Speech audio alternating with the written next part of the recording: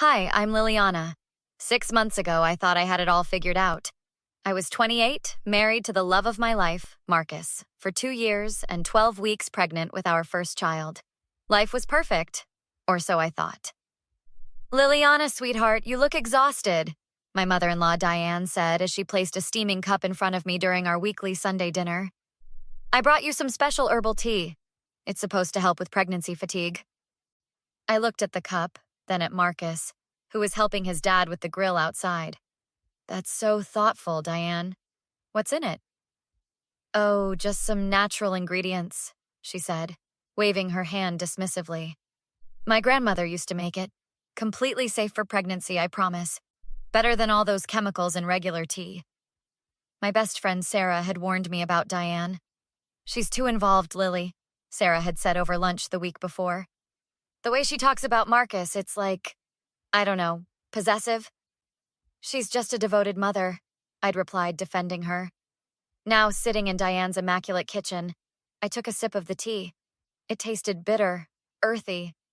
It's strong. Finish it, dear, Diane insisted, her smile not quite reaching her eyes. It works best if you drink the whole cup. I drank it to be polite, even though something in my gut told me not to. That night, the cramping started. By Tuesday morning, I was in the emergency room, hemorrhaging. Marcus held my hand, his face pale with terror. What's happening? Please, tell us what's happening. Dr. Peterson, a kind woman in her 50s, placed a gentle hand on my shoulder. I'm so sorry, Liliana. You're having a miscarriage. We're doing everything we can. No, I whispered. No, this can't be happening. Marcus was crying. Why? She was healthy. Everything was fine at her last appointment. Sometimes these things just happen, Dr. Peterson said softly. First trimester miscarriages are common, though that doesn't make them any less devastating. But it wasn't common. It wasn't natural. And 3 days later, my sister Emma confirmed my worst fears. Lily, I need to talk to you, Emma said, sitting beside my hospital bed. She was a pharmacist, always careful with her words. That tea Diane gave you? Did she tell you what was in it? She said it was safe, I replied, my voice hollow. Herbal. Her grandmother's recipe. Emma's face darkened. I ran into Diane's neighbor, Mrs. Chen, at the pharmacy this morning. She mentioned that Diane had been asking her about herbs. Specific herbs. What kind of herbs? Pennyroyal, blue cohosh, tansy, Emma listed grimly. All known to cause uterine contractions. They're used to induce miscarriages, Lily.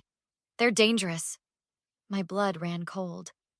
You think she did this on purpose? Mrs. Chen said Diane was very specific about needing strong herbs. And she mentioned that Diane had said something strange. That she didn't want to share Marcus yet. That she'd given up too much already raising him alone after his father left. His father didn't leave, I said slowly. They divorced when Marcus was 20. That was 8 years ago.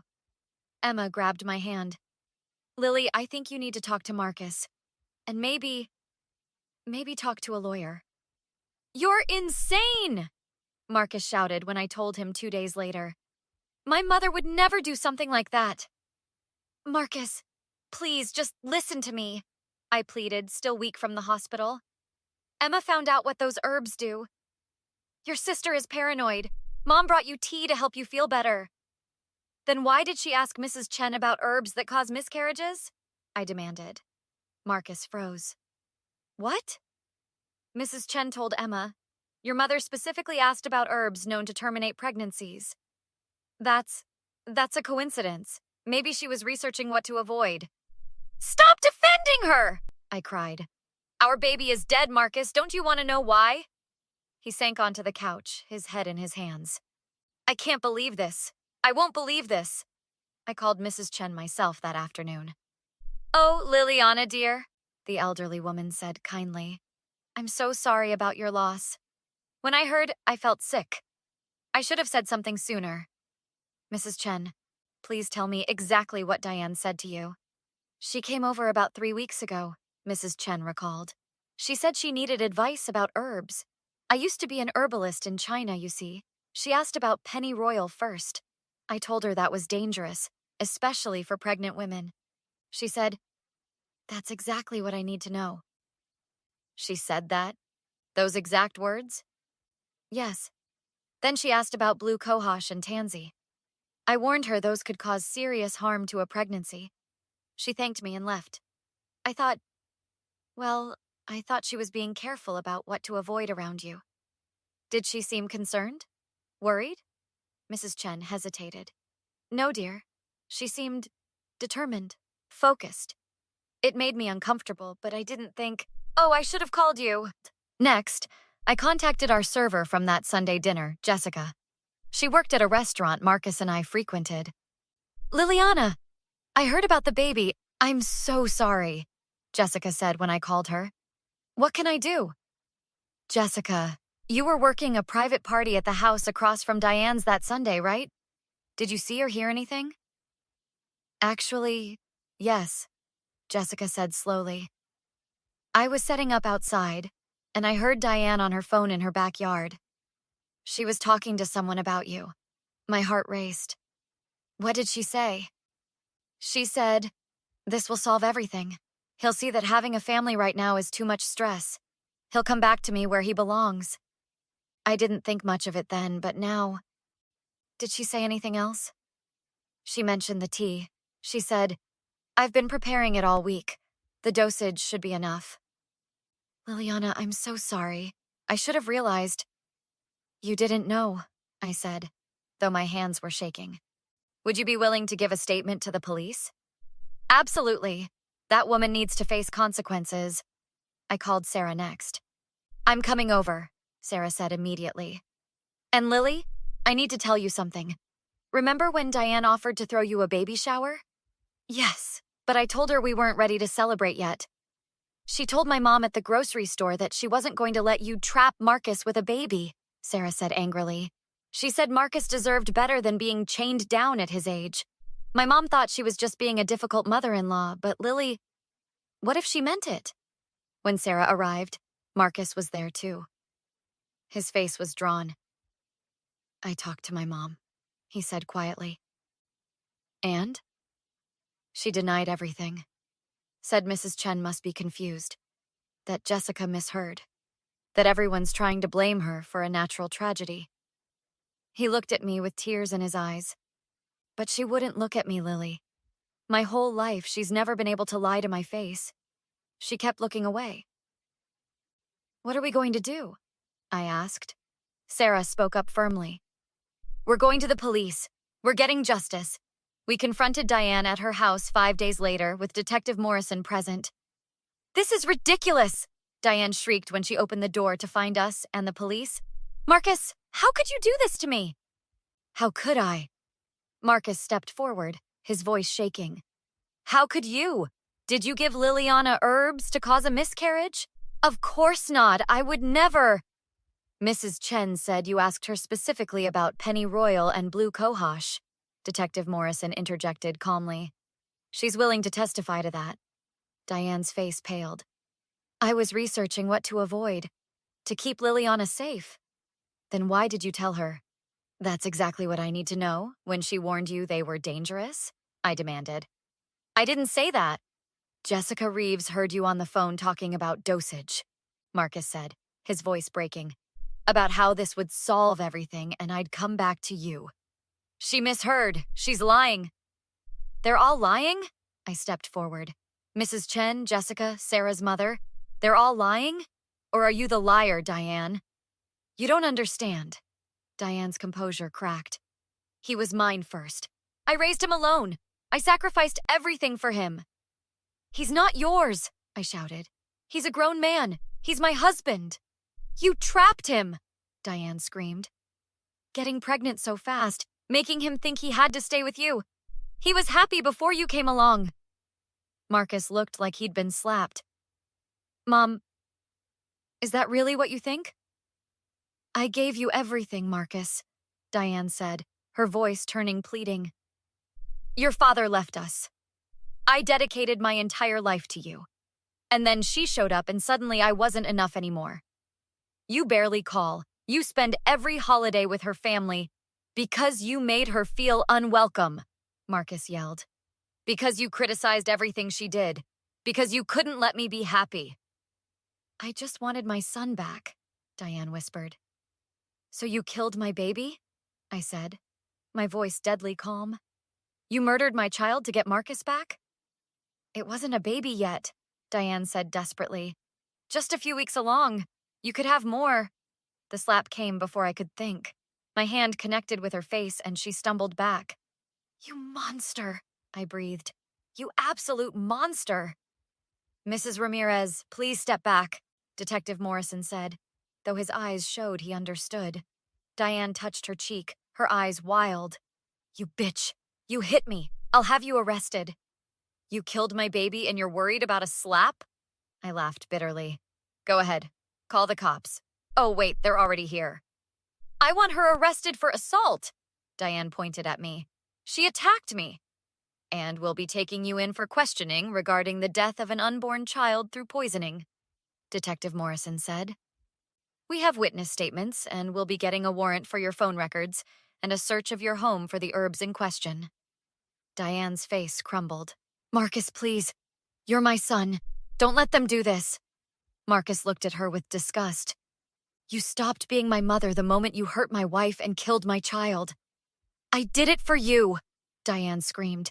Everything I did was for you. I'm your mother. No, Marcus said coldly. A mother protects. She nurtures. She wants her child to be happy. You're just a selfish woman who never learned to let go. Diane lunged at me, her hands reaching for my throat. This is all your fault. He was fine before you. Detective Morrison and his partner grabbed her before she reached me. Diane Ramirez, you're under arrest. The trial took 8 months. Emma testified about the herbs. Mrs. Chen explained what Diane had asked her. Jessica recounted the phone conversation. The medical examiner confirmed that the herbs found in Diane's house matched those that caused my miscarriage. The defendant showed clear premeditation, the prosecutor told the jury. She researched, she obtained, she administered a toxic substance with the deliberate intent to terminate her daughter-in-law's pregnancy. This wasn't an accident. This was calculated murder. Diane's lawyer tried to argue it was an accident, that she hadn't known the tea would hurt me. Then why did she ask Mrs. Chen about dosage? The prosecutor countered. Why did she tell Jessica Reeves it would solve everything? Why did she hide her research? The jury deliberated for 3 hours. Guilty of involuntary manslaughter and assault. I watched Diane's face crumble as the sentence was read. 12 years in prison. After the sentencing, Marcus and I stood outside the courthouse. She tried to call me from jail last week, Marcus said quietly. She wanted to apologize. She said if I would just forgive her, we could be a family again. What did you say? I didn't take the call, and I never will. He looked at me. I'm so sorry, Lily. I should have seen it sooner. I should have protected you. We both trusted her, I said. That's not on you. Sarah joined us, linking her arm through mine. So what now? Now we heal, I said. We move forward. We don't forget, and we sure as hell don't forgive. But we don't let her win by staying broken. 6 months later, I was pregnant again. This time, we didn't tell anyone until I was showing. Emma came over with organic prenatal vitamins. Pharmacist approved, she said with a smile. No herbal tea? I joked weakly. Never again, she said seriously. Only coffee and spite. Marcus and I had started therapy, working through the trauma together. Our daughter was born healthy and perfect. We named her Hope. Diane sent a letter from prison when Hope was born. Please let me meet my granddaughter, it read. I'm sorry for everything. I just want to be part of your family again. I've changed. Prison has changed me. Please forgive me. I burned it without showing Marcus. 3 years later, Diane was up for parole. The prosecutor called me. She's claiming rehabilitation, he said, saying she's found God, done therapy, wants to make amends. Are you willing to speak at the hearing? Absolutely. At the hearing, Diane looked smaller, older. She tried to make eye contact with me.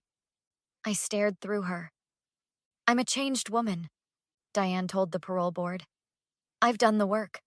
I understand what I did was wrong. I just want a chance to apologize to my family, to meet my granddaughter, to make things right. When it was my turn, I stood. Diane Ramirez murdered my child, I said clearly. She didn't trip and accidentally poison me. She researched, planned, and executed the death of my baby because she couldn't handle her son being happy with someone else. She had every opportunity to stop. She chose not to. And now she wants forgiveness? She wants to meet the child she tried to prevent from existing? The answer is no. It will always be no. Some actions don't deserve redemption. Some people don't deserve second chances. Keep her locked up. Parole denied. Marcus and I walked out hand in hand, with hope between us. You okay? He asked. I'm perfect, I said honestly. We won. We have our family. She has nothing. Sarah met us at the car with 3-year-old Hope's favorite juice boxes. Mama, why did we go to the big building? Hope asked. To make sure a bad person stays away from good people, I told her. Did it work? Yes, baby. It worked. We drove home to the life Diane tried to destroy. The life we built despite her. The life she'll never be part of again. What would you do if a family member tried to sabotage your happiness? Let me know in the comments. And if you enjoyed this story, please like, comment, and subscribe for more true revenge stories.